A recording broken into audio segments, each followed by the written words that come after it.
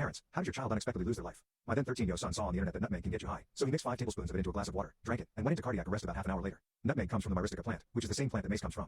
Nutmeg, as it turns out, can be poisonous in larger doses. My son approached me, clutching his heart, falling over, and pale as a sheet. I knew that an ambulance wouldn't get there in time. I put him in the car and sped to the hospital myself. I remember looking over at him, struggling to breathe, and thinking please don't die, over and over. They took my son straight into emergency, stripped him naked and put him on a gurney, where they shortly had to use the paddles on him to stabilize his heart. In the US, whenever a child is hurt, a social worker interviews the parents to make sure that there isn't any parental abuse or neglect involved. I am standing over my son, unsure of whether he will live or die, when this guy with a clipboard comes in and wants to interview me. I said, look, if you can honestly tell me you have ever heard of a nutmeg overdose, or believe there is seriously anything I could have done to predict or prevent this, I promise I'll listen to whatever lecture I'm about to get. Otherwise, I think we're done here. The guy just put his pen behind his ear and walked back out. My longest night was wondering whether my boy was going to die because he made a stupid mistake based on something he read on the internet. I was so angry at the unfairness of that. He was in the hospital for a couple of days after that. It ended up that he was okay, but they said if I'd gotten in there even a moment later, we might have lost him. The hospital then put nutmeg on its official list of potentially hazardous substances. Update, he died anyway.